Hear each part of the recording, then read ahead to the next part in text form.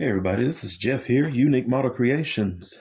Once again, taking a little break out of the race cars to get back on the model. And what we've got here, we've got our soldering station right here, our soldering station, however it's supposed to be pronounced. And we've got a few LEDs here. Now, just wanted to kind of go over a little bit of how I do my LEDs. We've got these were 5mm straw hat LEDs. They were nice and flat to begin with already compared to a conventional LED. I've got some right here. Let me pull, that fell. Let me pull one of them out. There we go. So you can see that. You can see the shape is more dome shaped than a conventional taller LED, 5mm. And those are great because what it does, it puts the diode that's in the inside of it right there at the tip. And that helps as far as getting your light out. There we go. That helps as far as getting the light out of it without having to travel through any more clear. And that was pretty cool. That's pretty good. What I've done, I've taken my tool right here, my rotary tool. It's a Win, and sanding bit on it, ground them down really, really nice and flat. Like I said, I'm using what I have, and I have quite a few of those LEDs. So I've ground that down quite nice and quite flat. As flat as I could possibly get it. I mean, the plastic is right on the diode right there. So, and then what I like to do next is to take, if I can get it, okay. Got the nice red and green magnet wire here. I still use this because it has metallic springiness, I guess what I'm trying to say here. I can take it, and if I need to get around something or hold it at a certain angle for a bit, I can bend it and it stays. And, of course, bend it back. Now, it's not going to be perfect, you bend it back, but, it's going to be inside of a model. I'm not looking for perfection inside. I'm looking for completion. So that's why I like to still use this. I'm familiar with this, and it's still nice and small. I mean, that's my pinky finger right there, and that's the power wire, the red wire right there. You see how small that is. This works. So nice, good wire introduced to me back at HDA and TrekWorks, of course. So if you hadn't checked out their channels, I know you have already because you came over here from there. We appreciate it very much. All of us do from the modeling community. Thank you very much. And if you haven't subscribed to the channel, because of course there is more coming, then please hit the like button, hit the subscribe button. It is 100% totally free for you to do that. It only takes a little bit of a couple of mouse clicks. Or if you dislike it, well, you better leave me a comment, explain why, so that I can fix it for you. So now what I'm going to do, though, is show you when I'm getting ready to hook up these wires to these LEDs. So what I like to do first, of course, is get me a bit of wire coming out for both of them. So we will cut some red here, good old Fiskars. They work, they cut, it's thin metal. I'm not tripping. So cut this and set this down, cut that, set that down. And then this wire is actually coated with a nice little slightly flammable coating. Now, of course, once you're soldering those on, it can actually burn through, but just in case it does not, I just introduce it to a little bit of fire. And go ahead, set that tip on fire right there. Burns that end off, and it looks a little bit crisp. You think no charge is going to get through there, but trust me, it will. And one more time on the other end. Of course, we have to do this to both wires because, I mean, a positive and a negative. So there we go. Red one takes a lot shorter time than the green one. Now, next step that comes in, because these are just straight LEDs, nothing's pre-wired, nothing's pre-done. So what I have to do next is put on a resistor, and I've got it right here, 180 ohms. I found that using 180 kind of helps me with any voltage that I have going on with uh with any build. So I just hit that up. I also got some 510s. I have some 100s as well, but 180 does the trick. Gets it there for me. Still keep quite a bit of brightness, and as well, it does not get it's not getting piping hot. You're not going to set anything on fire. And there's some model display anyway. You're not wanting that to go forever. So what we do next, we take the resistor and we take the LED, and of course the long leg being the positive side of an LED, the short leg is the negative. This is the long leg right here. And I took those. Let me unbend this back for you real quick so you can see this. And what I like to do is, lay them X pattern, crisscross going across there, and twist them nice and tight, just like you're doing the twist tie on your Ziploc bag. On your trash bag, on your loaf of bread, whichever.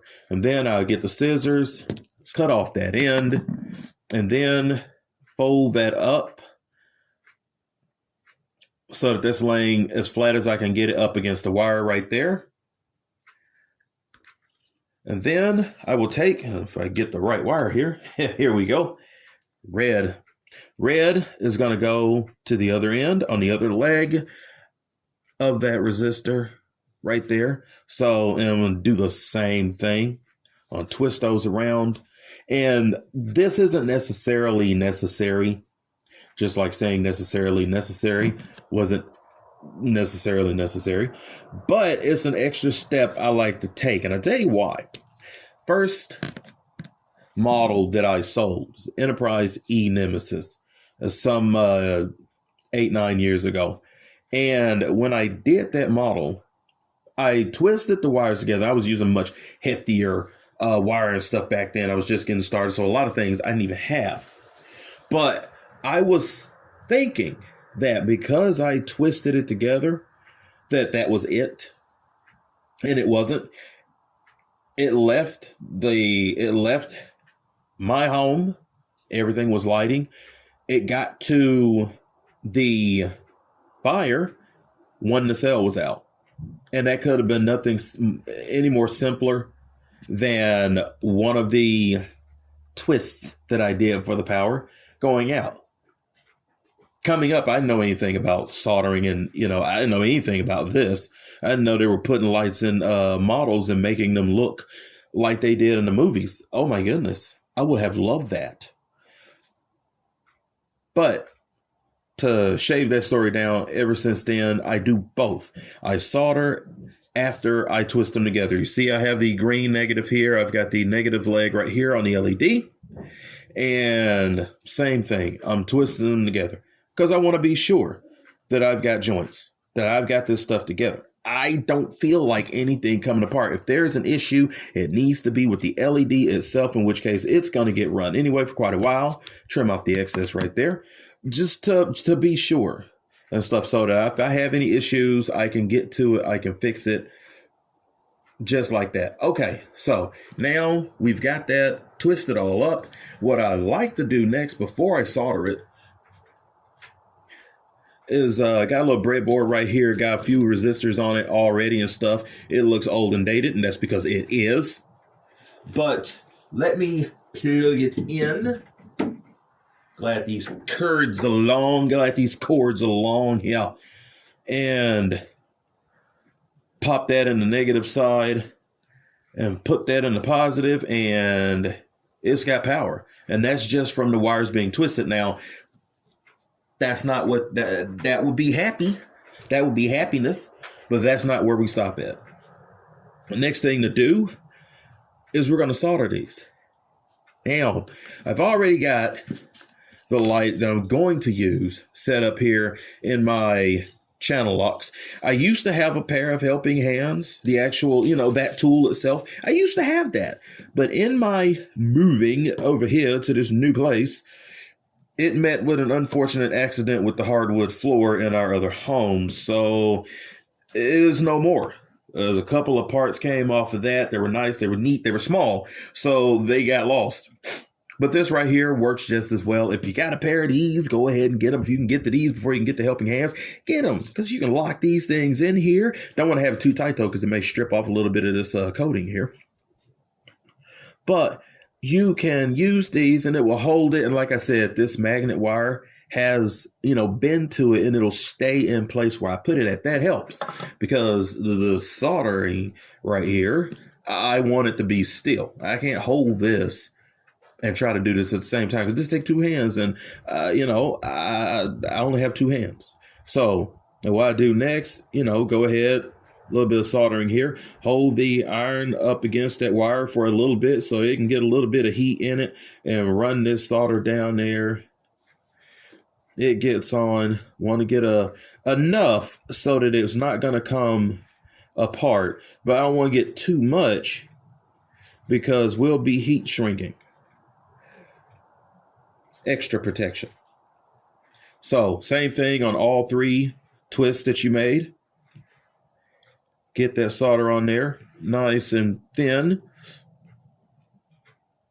And also, if you have a good soldering iron, I do encourage you to use it, because nothing like using poor stuff and it just doesn't do good solder like you want it to. But there we go. There you have it, citizens. We have established the solder of the crime. So we've got that together. Now, what I like to do next, just to be certain that things are going to stay where I put them at, is get me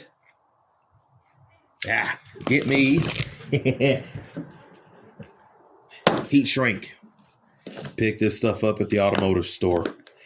Also, it comes nice little collection there, sorted out and stuff. But I have a terrible habit of dropping things. I don't drop my models like I drop my tools and stuff. But want to get some heat shrink. And you're going to put it over each side. Now, this side right here, I couldn't tell you what size it is. Let's see here. It is 1/16. Okay. With this wiring, with these resistors and stuff, is just the proper size. Cut that in half there, because you don't need the entire thing going up one side. And that allows you to use one stick for two legs. So if you hear any feet dragging, that's my kids out here playing. Can't just have the piece. So anyway, though, sticking that up there, we'll drag that all the way up there, push it all the way up to the bottom of the diode. Maybe leave a little bit out for a little bit of bend and a little bit of give there. And we're going to do the same thing for the other side. And on the positive side, you want to make sure too, though, that your piece of heat shrink is long enough so that it covers both any exposed wiring. You want to make sure that the resistor is nice and covered. So we're going up there, slides right inside of there. And you got two ways that you can handle this. Well, three ways, actually. You got fire. You've got fire, which, I could use a little bit of fire. You can use the tip of your soldering iron because it's hot and it's this heat shrink. So it works too. You just run it across there, and as the heat goes through the heat shrink, it shrivels it on down. And then you can also use a heat gun. Now, it's in the low 50s, I believe now.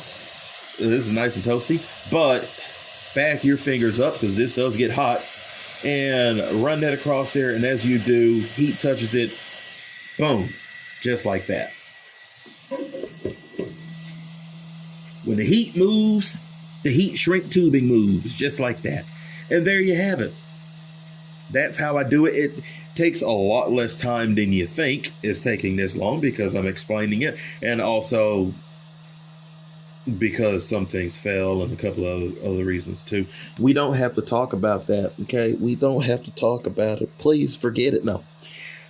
But that's how I wire up these LEDs. And I do this quite often because sometimes I just want a direct spot going to certain areas in a model versus having the LED strip, which you can cut those down to single LEDs if you want to. But you wind up losing an LED because LED stripping comes in sections of 3 between the pads. At least that I've been using does. So, but this right here definitely works. I hope that you have learned something from this. I hope I was able to help anybody out if you hadn't come across anything like this before. And like I said at the beginning of the video, if you like these videos, I'm a bit of an acquired taste. If you like these videos, do please subscribe to the channel, and because more is coming. More is coming, always. Yes, that is a Star Destroyer right there. That's a Star Destroyer. Zvezda's 12700. Yes. Enterprise back there that I've been working on here. If you do like that, though, do please subscribe to the channel. We appreciate it very much. Do please hit the like button down below as well. And I appreciate you taking the time to check this out. And that's it. So, for those of you out there building models, keep building. This is Jeff, Unique Model Creations, and I will see you guys in the next one.